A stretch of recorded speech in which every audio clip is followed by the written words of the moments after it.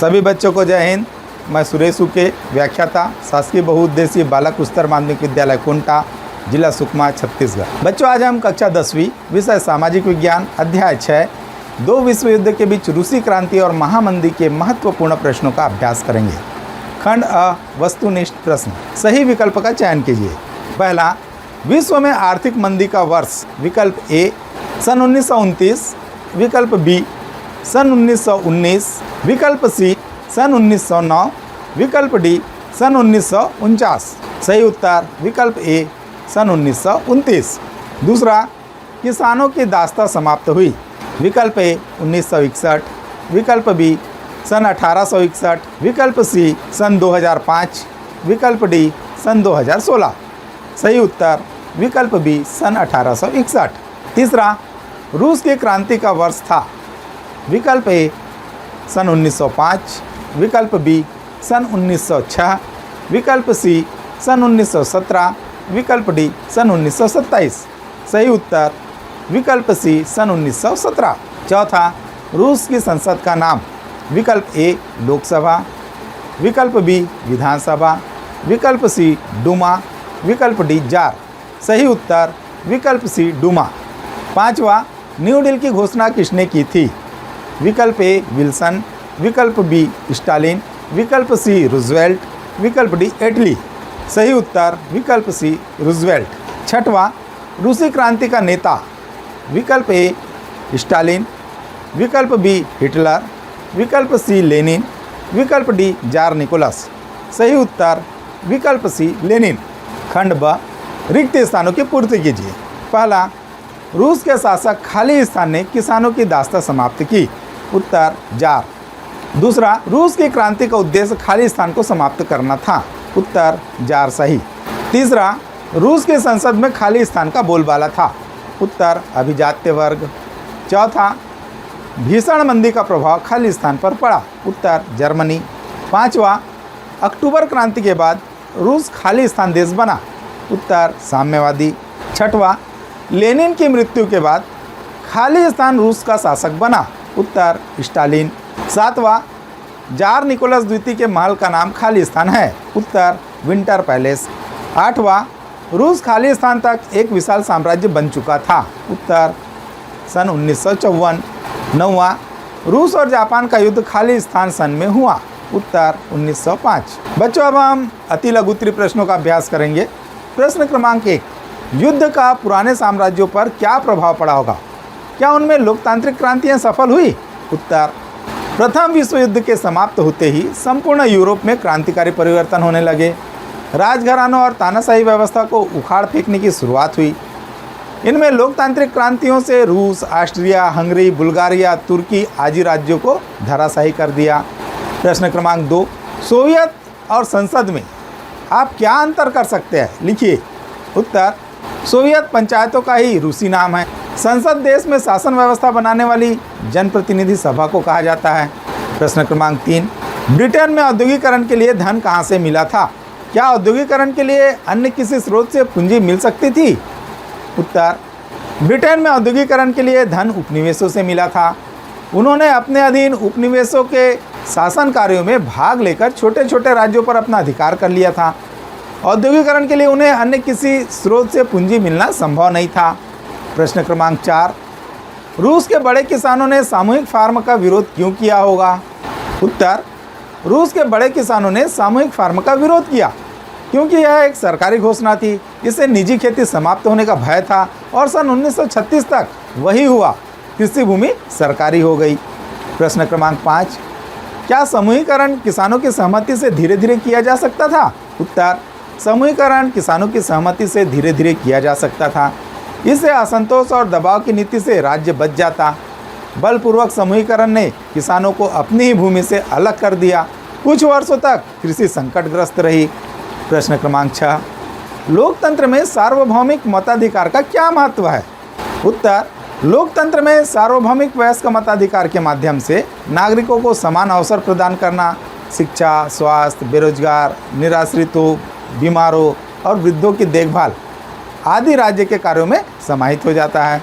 प्रश्न क्रमांक 7, भारत में राजा महाराजाओं का शासन कब और कैसे समाप्त हुआ? उत्तर, भारत में यूरोपीय कंपनियां व्यापार करने आई। यहाँ की राजनीति में उन्होंने भाग लेना शुरू किया। कमज़ोर शासकों को सहायता करके उनके राज्यों को क्रमशः हस्तगत करते गए और धीरे धीरे राजा महाराजाओं का शासन समाप्त हो गया।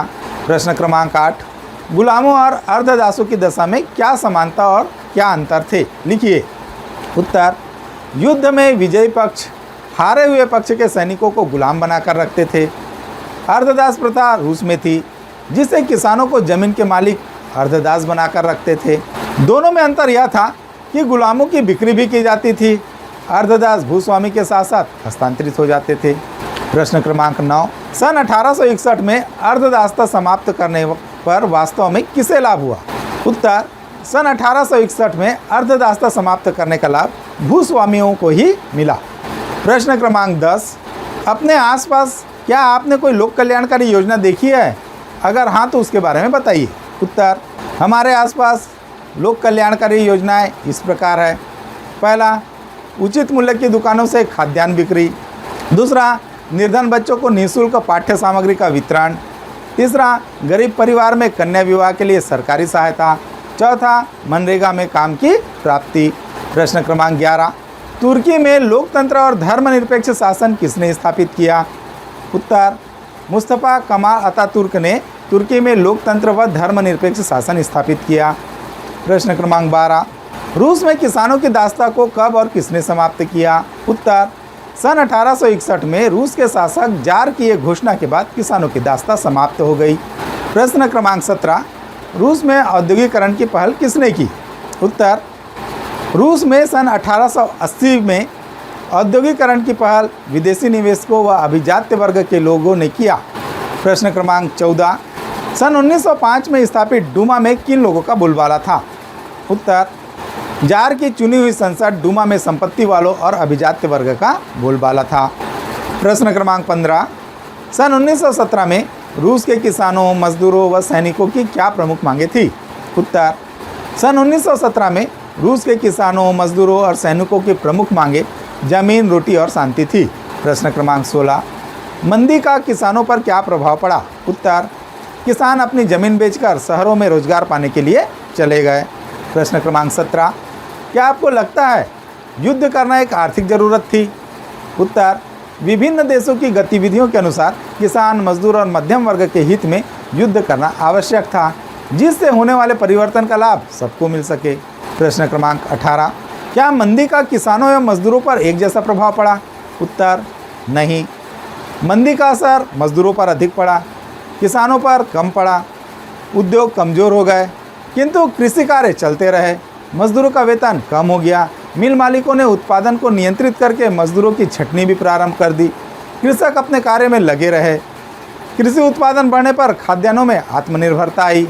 प्रश्न क्रमांक 19, धुरी राष्ट्र में जर्मनी के साथ कौन कौन से देश सम्मिलित हुए? उत्तर, धुरी राष्ट्र में जर्मनी के साथ इटली, ऑस्ट्रिया, हंगरी और जापान आदि देश सम्मिलित हुए। प्रश्न क्रमांक 20, लेनिन का जमीन संबंधी ऐलान में क्या कहा गया? उत्तर, लेनिन के जमीन संबंधी ऐलान में भूस्वामियों की जमीन का राष्ट्रीयकरण और किसानों को जमीन का वितरण करने का निर्णय था। प्रश्न क्रमांक 21, न्यू डील की घोषणा क्या थी? उत्तर, न्यू डील की घोषणा के कारण आर्थिक मंदी से ग्रसित लोगों को राहत, वित्तीय संस्थाओं में सुधार तथा शासकीय निर्माण कार्य द्वारा आर्थिक स्थिति को सुधारने का वचन दिया गया। प्रश्न क्रमांक 22, आर्थिक मंदी के दौर में वस्तुओं की कीमतें क्यों घटी? इसका उद्योगों पर क्या प्रभाव पड़ा? उत्तर, आर्थिक मंदी के दौर में वस्तुओं की कीमतें घटने के कारण पहला, कच्चे माल की कमी हो गई। दूसरा, उत्पादन कम हो गया। तीसरा, मजदूरों की वेतन वृद्धि रुक गई। चौथा, शेयर बाजार में गिरावट आई। पांचवा, बैंकों का दिवालिया निकल गया। इन सारी चीज़ों का उद्योगों पर प्रभाव, पहला, वस्तुओं की बिक्री कम हो गई। दूसरा, उद्योगपति उत्पादन कम करने लगे। तीसरा, अंतर्राष्ट्रीय व्यापार कम हो गया।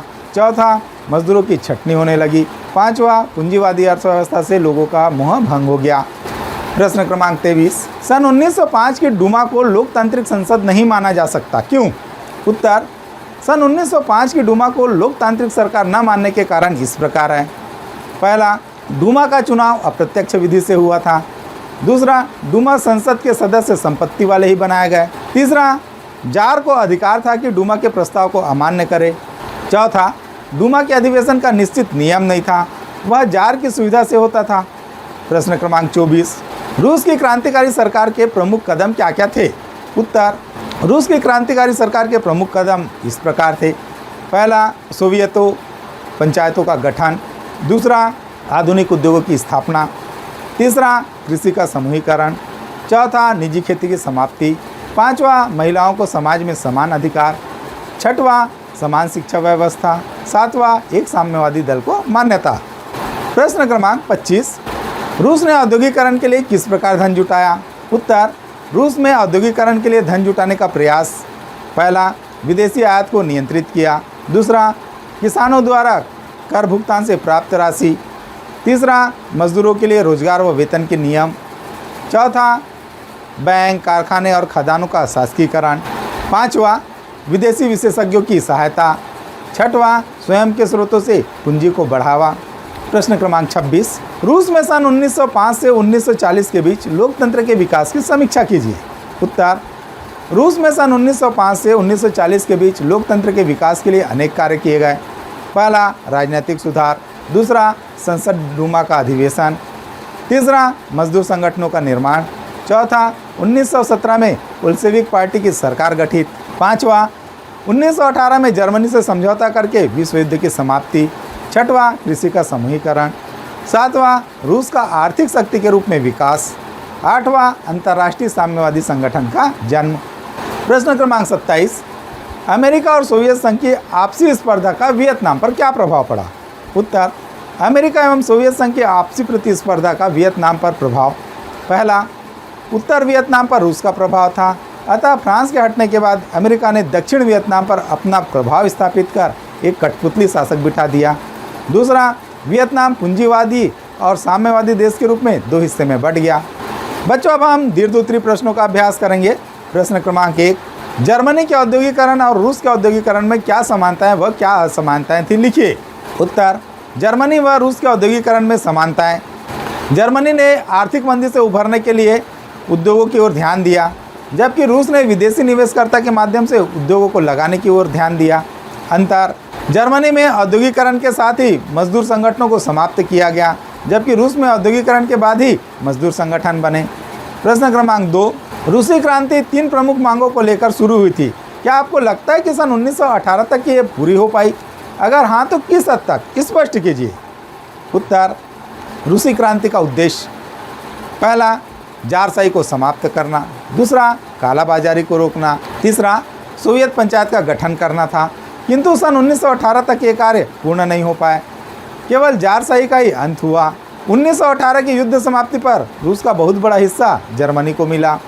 प्रश्न क्रमांक 3, अमेरिका में आए संकट ने पूरे विश्व को कैसे प्रभावित किया? उत्तर, अमेरिका में आए संकट ने पूरे विश्व को प्रभावित किया। पहला, अमेरिका ने दूसरे देशों को उधार देना बंद कर दिया। दूसरा, अपने उद्योगों को बचाने के लिए बाहर से आयात कम कर दिया। तीसरा, अंतर्राष्ट्रीय व्यापार कम हो गया। चौथा, अमेरिका का सामान विश्व बाजार में ऊंचे दाम पर बिकने लगा। पांचवा, इंग्लैंड और जर्मनी में बेरोजगारी बढ़ गई। प्रश्न क्रमांक 4, रूस में 1861 से 1940 के बीच किसानों की स्थिति में क्या क्या परिवर्तन आए? उत्तर, सन 1861 से 1940 के बीच किसानों की स्थिति में इस प्रकार परिवर्तन हुए। पहला, सन 1861 में किसान अर्धदास के रूप में थे। दूसरा, सन 1861 में जार की घोषणा से किसानों की दशा सुधरी। तीसरा, सन 1905 में किसानों की क्रांतिकारी पार्टी बनी। चौथा, सन 1912 में जमीन, रोटी और शांति के लिए किसानों के विद्रोह हुए। पांचवा, किसानों की पंचायतें बनने लगी। छठवां, सन 1917 की बोल्शेविक क्रांति से किसानों को जमीन का वितरण हुआ। सातवां, सन 1936 से कृषि का समूहीकरण प्रारंभ हुआ। आठवां, सन 1940 तक निजी खेती समाप्त हो गई। प्रश्न क्रमांक 5, किसी गांव या शहर के गरीबों के हितों की व्यवस्था के लिए क्या क्या करना होगा? उत्तर, अपने गांव या शहर के गरीबों के हितों के लिए प्रमुख व्यवस्थाएं इस प्रकार करनी होगी। पहला, जनता की मूल आवश्यकता को पहचानना होगा। दूसरा, प्राथमिकता के आधार पर हित और लाभ की सूची बनानी होगी। तीसरा, जनप्रतिनिधियों की सहायता से उनकी आवश्यकता को जानना होगा। चौथा, प्रत्येक व्यक्ति का हित और लाभ हो, इसका ध्यान रखना होगा। प्रश्न क्रमांक 6, रूस में औद्योगिकरण पर एक संक्षिप्त टिप्पणी लिखिए। उत्तर, रूस की क्रांतिकारी सरकार ने औद्योगिकरण की दिशा में महत्वपूर्ण कदम उठाए। पहला, पंचायतों का गठन। दूसरा, कृषि का समूहीकरण। तीसरा, आधुनिक उद्योगों की स्थापना। चौथा, विदेशी आयात पर नियंत्रण। पांचवा, मजदूरों के लिए रोजगार व वेतन के नियम। छठवां, बैंक, कारखानों व खदानों का शासकीकरण।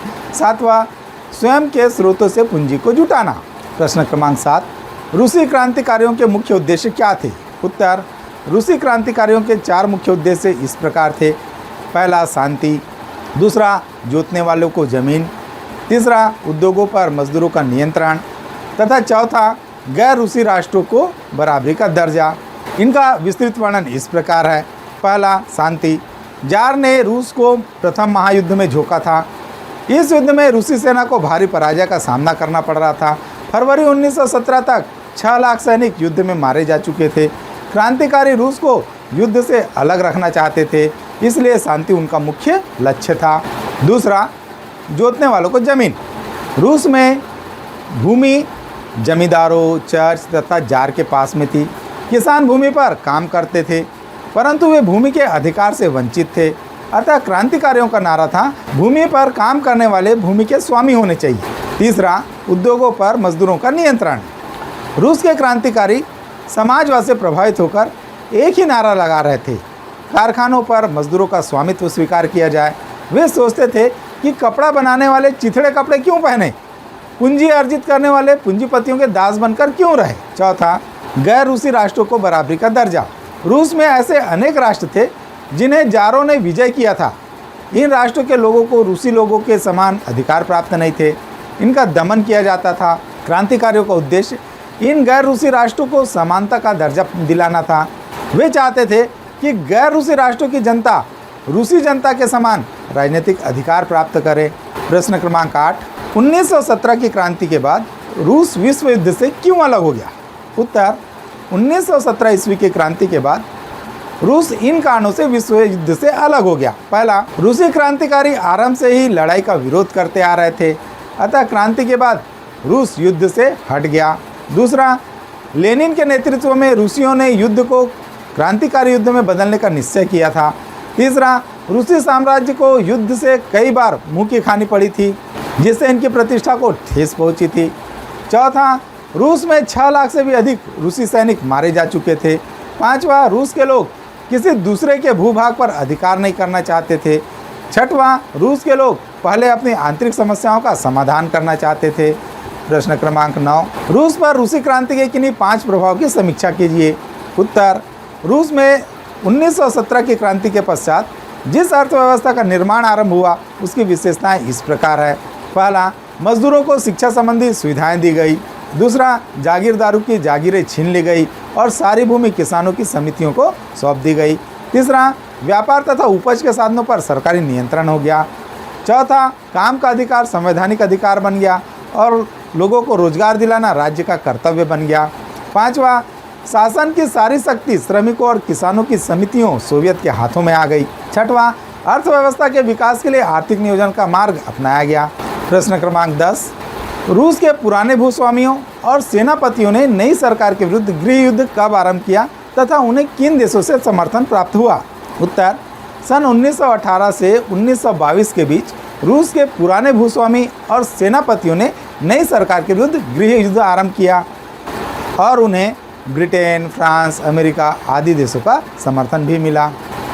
प्रश्न क्रमांक 11, वेलफेयर स्टेट की अवधारणा कहाँ विकसित हुई? उत्तर, अमेरिका और ब्रिटेन में एक नए तरह के राज्य की अवधारणा विकसित हुई जिसे वेलफेयर स्टेट कहते हैं। प्रश्न क्रमांक 12, महिला मजदूरों ने किन मांगों को लेकर कब जुलूस निकाला? उत्तर, हमारे कैलेंडर के अनुसार 8 मार्च को महिला मजदूरों ने शांति और रोटी की मांग करते हुए एक जुलूस निकाला। प्रश्न क्रमांक 13, शांति और रोटी की मांग करने वाली महिलाएं किस शहर की थी? उत्तर, शांति और रोटी की मांग करने वाली महिलाएं मजदूर पेट्रागाट शहर की थी। प्रश्न क्रमांक 14, स्टालिन कौन था? स्पष्ट कीजिए। उत्तर, सोवियत रूस में 1924 में लेनिन की मृत्यु के बाद जोसेफ स्टालिन ने नेतृत्व संभाली और कुछ ही वर्षों में वह साम्यवादी पार्टी और सोवियत रूस का सर्वशक्तिमान नेता बना। साथ ही उसकी नीतियों का विरोध करने वाले कई नेताओं को मार डाला गया। स्टालिन 1953 में अपनी मृत्यु तक सोवियत साम्यवादी पार्टी और सोवियत संघ का तानाशाह बना रहा। तो बच्चों, इसी के साथ ही हमारी आज की क्लास यहीं पर समाप्त होती है। मैं उम्मीद करता हूँ आपको मेरी क्लास पसंद आई होगी। इसे ज़्यादा से ज़्यादा लाइक करें, शेयर करें और सब्सक्राइब करें। धन्यवाद। जय हिंद।